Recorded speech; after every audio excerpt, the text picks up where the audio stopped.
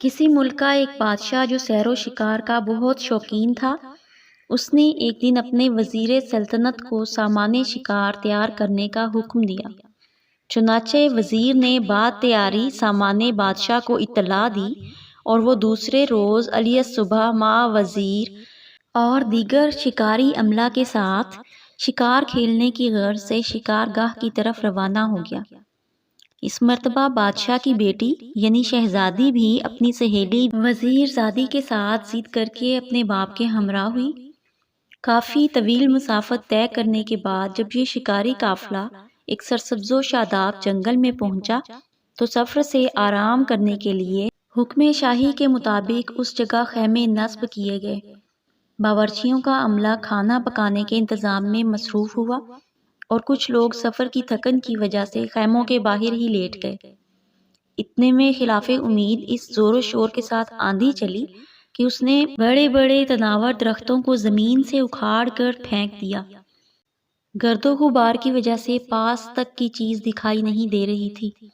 اس طوفانی عالم میں ایک دوسرے کی خبر تک نہ تھی۔ شاہی خیمہ و خرگاہ کا دور دور تک کہیں پتہ نہ تھا۔ جب آندھی کا زور کچھ کم ہوا اور منتشر شدہ لوگ یکجا ہونا شروع ہوئے تو اس وقت شہزادی اور وزیر زادی کی تلاش جاری ہو گئی، جن کا کچھ پتہ نہیں چل رہا تھا کہ وہ کہاں گئیں۔ بادشاہ اور وزیر دونوں اپنی بیٹیوں کی محبت میں بےتاب ہو کر بذات خود ان کی تلاش میں نکل پڑے، لیکن بہت دوڑ دھوپ کے بعد بھی کامیابی حاصل نہ ہوئی اور بالآخر مایوس ہو کر وہ اپنی سلطنت کی طرف واپس لوٹ گئے۔ محل سرا میں اس خبر سے کوہرام مچ گیا جس میں رعایا بھی شامل تھی۔ اتفاق وقت کے بادشاہ اور اس کے شکاری عملہ کے واپس جانے کے بعد ہی سرحدی ملک کا دوست بادشاہ اسی مشترکہ جنگل میں شکار کھیلنے کے لیے آیا۔ شکار کے دوران بادشاہ پر پیاس غالب آئی، چنانچہ اس نے وزیر کو پانی لانے کا حکم دیا، لیکن پانی کا ذخیرہ جو قافلہ کے ہمراہ تھا ختم ہو چکا تھا۔ چنانچہ وزیر پانی کی جستجو میں چل کھڑا ہوا اور ایک پہاڑ کی چوٹی پر آبادی کا پتہ لگانے کے لیے جا پہنچا۔ وہاں اس کو دو حسین و جمیل لڑکیاں نظر آئیں۔ یہ لڑکیاں وہی گمشدہ شہزادی اور وزیر زادی تھیں جو اپنے والدین اور قافلہ والوں سے جدا ہو گئی تھیں۔ اور دوسری طرف جب یہ لڑکیاں اپنے والدین سے جدا ہو کر پہاڑ پر پہنچیں تو بہت زیادہ پریشان ہوئیں۔ ظاہر ہے اس وقت ان کی کیا حالت ہوئی ہوگی۔ دونوں لڑکیاں اس الم انگیز اور بظاہر دائمی جدائی سے اس قدر روئیں کہ بے ہوش ہو گئیں۔ پھر عالم غشی میں دیکھا کہ ایک بی بی نقاب پوش تشریف لائی ہیں اور نہایت شفقت سے فرمایا کہ اے لڑکیو، تم ہراساں مت ہو، نیت کر لو جب ہم اپنے والدین سے مل جائیں گے تو اس وقت ہم خاتون جنت جناب فاطمہ الزہرا رضی اللہ تعالی عنہا کی کہانی سنیں گے۔ لہٰذا ان دونوں لڑکیوں نے حسب ہدایت معظمہ منت مانی۔ جب عالم غشی سے ہوش آیا تو انہوں نے اپنے اپنے واقعہ غشی کو ایک دوسرے سے بیان کر کے منت کی تصدیق کی اور پھر خدا کے رحم و کرم کی منتظر ہوئیں۔ اسی اثناء میں وزیر جو پانی کی تلاش میں نکلا تھا ان تک جا پہنچا۔ جب اس نے ان دونوں بیزار و مددگار لڑکیوں کو اس طرح پہاڑی کی چوٹی پر دیکھا تو بہت حیران ہوا۔ اس نے پوچھا، اے لڑکیو، تم کہاں کی رہنے والی ہو؟ اپنے حسب و نسب سے آگاہ کرو اور یہ بتاؤ کہ تم اس سنسان جگہ اور اتنی اونچی پہاڑ کی چوٹی پر کیسے پہنچی؟ وزیر کے دریافت کرنے پر دونوں لڑکیوں نے آبدیدہ ہوتے ہوئے اپنا سارا واقعہ بیان کرنے کے بعد اپنے حسب و نسب اور مراتب سے بھی اس کو آگاہ کیا۔ وزیر ان لڑکیوں کے حالات سے آگاہ ہونے کے بعد فوراً اپنے بادشاہ کے پاس گیا اور اس سے سارا واقعہ بالتفصیل بیان کیا۔ بادشاہ اس واقعہ کو سن کر بہت متاثر ہوا اور وزیر کو حکم دیا کہ اگر وہ دونوں لڑکیاں اپنی خوشی سے آنا چاہتی ہیں تو ان کو جا کر فوراً لے آؤ۔ بادشاہ کے حکم کی تعمیل میں اس مرتبہ وزیر اپنے ساتھ کچھ آدمیوں اور سواری کے ان لڑکیوں کے پاس پہنچا۔ ہمراہیوں کو پہاڑ کے دامن میں چھوڑ کر خود پہاڑ کی چوٹی پر پہنچا اور دریافت کیا کہ اے لڑکیو، کیا تم ہمارے ساتھ چلو گی؟ لڑکیاں راضی ہو گئیں۔ وزیر نے دونوں کو پہاڑ سے نیچے اتارا اور سواری پر سوار کر کے باعزت اپنے بادشاہ کے پاس لے گیا، جو ان سب کو لے کر اپنے دارالسلطنت میں آ گیا۔ مخبران شاہی کے ذریعے پہلے بادشاہ کو اطلاع مل گئی کہ اس کی گمشدہ دختر وزیر زادی کے ساتھ اس کے پڑوسی بادشاہ کے ہاں موجود ہے، تو اس نے اپنے وزیر اعظم کو تحفہ تحائف کے ساتھ اس بادشاہ کے پاس روانہ کیا اور خط کے ذریعے یہ خواہش ظاہر کی کہ ہماری لڑکیاں جو تم کو ملی ہیں ان کو ہمارے پاس بھیج دو۔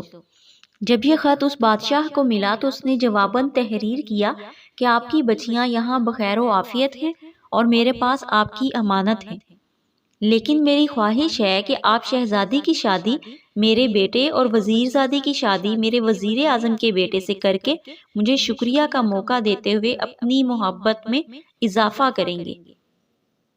چنانچہ پہلے بادشاہ نے یہ بات کچھ غور و فکر کے بعد منظور کر لی، لہٰذا دونوں لڑکیاں باعزت و احترام اپنے والدین کے پاس واپس کر دی گئیں۔ اب حسب وعدہ تاریخ مقرر ہوئی اور طرفین میں سامان شادی ہونے لگا۔ آخر کار وہ وقت بھی آ پہنچا جب دونوں لڑکیوں کی شادی مذہبی رسوم کے مطابق کر دی گئی۔ دلہنیں رخصت ہو کر اپنے سسرال چلی گئی۔ اتفاق سے سارا سامان جہیز چلا گیا، مگر شادی کا لوٹا جو نہایت قیمتی تھا وہیں رہ گیا، اور اس کا اس وقت کی رسم کے مطابق جانا نہایت ضروری تھا۔ راستے میں شام ہو گئی۔ باراتیوں نے رات ہو جانے کی وجہ سے ایک محفوظ جگہ پر قیام کیا۔ اس وقت حسب ضرورت وضو کے لیے لوٹے کی تلاش ہوئی تو لوٹا نہ ملا۔ معلوم ہوا کہ وہ وہیں رہ گیا ہے۔ وزیر نے اپنے ایک خاص سپاہی کو روانہ کیا کہ جا کر وضو کا لوٹا لے کر آئے۔ سپاہی وہاں پہنچا تو کیا دیکھتا ہے کہ جہاں محل تھا وہاں ایک میدان ہے، نہ تخت ہے، نہ تاج، نہ بادشاہ، نہ فوج، کچھ بھی نہیں، صرف لوٹا میدان میں رکھا ہوا ہے جس کا کوئی نگران بھی نہیں۔ سپاہی نے چاہا کہ لوٹا اٹھا لے، لیکن ایسا ممکن نہ ہو سکا، وہ اس لیے کہ اس نے جیسے ہی لوٹے کی طرف ہاتھ بڑھایا، ایک خطرناک سانپ جو کالے رنگ کا تھا اس نے لوٹے کے اندر سے پھن نکالا اور اس کو کاٹنے کے لیے لپکا۔ سپاہی اچھل کر پیچھے ہٹا۔ اس نے بہت کوشش کی کہ لوٹا اٹھا لے، لیکن ممکن نہ ہوا۔ سانپ ہر مرتبہ اسے کاٹنے کے لیے باہر نکلتا، مجبوراً اپنے ملک کی طرف واپس ہو گیا اور وزیر کے ذریعے سارا واقعہ بادشاہ کے گوش گزار کیا۔ بادشاہ کو یہ سن کر بہت حیرت ہوئی اور کچھ دیر تک غور و فکر میں ڈوبا رہا، اور پھر لڑکیوں کے پاس گیا اور بولا کہ معلوم ہوتا ہے تم دونوں جادوگرنیاں ہو یا کوئی بدروح جو انسانی شکل اختیار کر کے نئے نئے شعبدے دکھلا رہی ہو۔ اس وقت تو میں تم دونوں کو قید کرتا ہوں، البتہ کل صبح تک قتل کرا دوں گا۔ یہ کہہ کر بادشاہ غیظ و غضب میں بھرا اپنے خیمے کی طرف واپس آیا اور دونوں دلہنیں خیمہ میں قید کر دی گئیں۔ جب دونوں لڑکیوں نے خود کو اس حال میں پایا تو غم و رنج سے بےتاب ہوتے ہوئے ایک دوسرے سے گلے مل کر خوب روئیں اور کہنے لگیں کہ معلوم نہیں کیا ماجرا ہے، کل شادی ہوئی دلہن بنائی گئیں اور آج قید خانے میں قیدی بنے ہیں، اور اب کل ہمارا چراغ حیات گل کر دیا جائے گا۔ خداوند، معلوم نہیں کہ ہم لوگوں نے ایسا کون سا گناہ کیا ہے جس کی پاداش میں ہم کو یہ سزا مل رہی ہے۔ میرے معبود، تو ہمیں معاف کر دے۔ یہ کہہ کر اتنا روئیں کہ بے ہوش ہو گئیں۔ عالم غشی میں دیکھا کہ وہی بی بی جو پہاڑ پر نظر آئی تھیں ان کے خواب میں انہیں اب نظر آئیں، اور بکمال شفقت فرمایا، لڑکیوں، تم نے پہاڑ پر منت مانی تھی کہ جب ہم اپنے والدین سے ملیں گے تو جناب سیدہ کی کہانی سنیں گے۔ تم دونوں اپنے ماں باپ سے ملی مگر منت پوری نہ کی اور کہانی نہیں سنی، اسی وجہ سے یہ عذاب تم پر نازل ہوا ہے۔ اب بھی غنیمت ہے، اس زندان میں کہانی سنو۔ اللہ تعالیٰ جناب سیدہ فاطمہ کے طفیل تمہاری مشکل کو ضرور آسان کر دے گا۔ لڑکیوں نے کہا، اس قید خانے میں درہم کہاں ہیں جو ہم کہانی کے لیے شیرینی منگوائیں گے، اور پھر لائے گا کون؟ نقاب پوش معظمہ نے فرمایا، گھبراؤ نہیں، تمہارے دوپٹے کے آنچل سے تمہیں 2 درہم ملیں گے اور خیمہ کی پشت پر سے ایک آدمی جاتا ہوا نظر آئے گا، بازار قریب ہے، وہ شیرینی لا دے گا۔ یہ کہہ کر معظمہ غائب ہو گئیں۔ لڑکیوں کو ہوش آیا تو دونوں نے ایک دوسرے سے عالم غشی کا واقعہ بیان کیا، اور پھر شہزادی نے دیکھا کہ اس کے آنچل سے 2 درہم بھی برآمد ہوئے۔ دونوں بہت خوش ہوئیں۔ صبح پشت خیمہ سے ایک سن رسیدہ آدمی کو جاتے دیکھ کر ان کو بلایا اور پھر اپنا مدعا بیان کیا۔ چنانچہ انہوں نے 2 درہم کی شرینی لا کر ان لڑکیوں کو دے دی، اور پھر دونوں لڑکیوں نے ایک دوسرے سے اسی قید خانہ میں کہانی سنی اور دعائیں مانگیں۔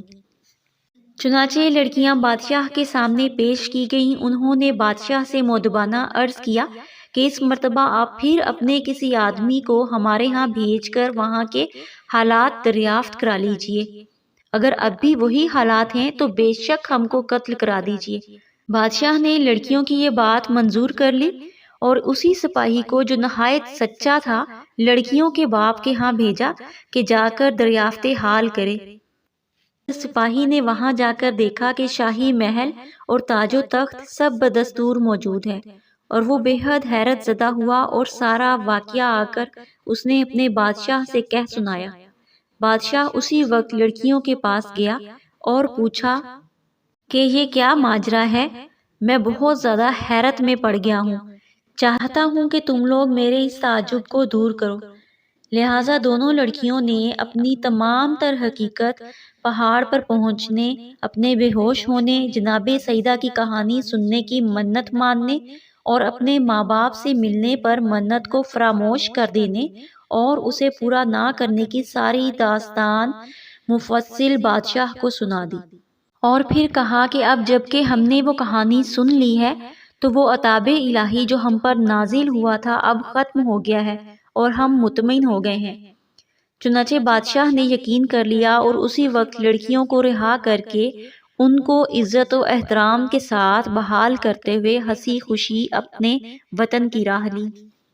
جس طرح اللہ پاک نے دونوں لڑکیوں کی مصیبت کو بطفیل جناب سیدہ فاطمہ الزہرا آسان فرمایا، اسی طرح رب العالمین محمد صلی اللہ علیہ وسلم اور آل محمد صلی اللہ علیہ وآلہ وسلم کے صدقے میں سننے والوں کی تمام دلی مرادیں پوری فرمائے۔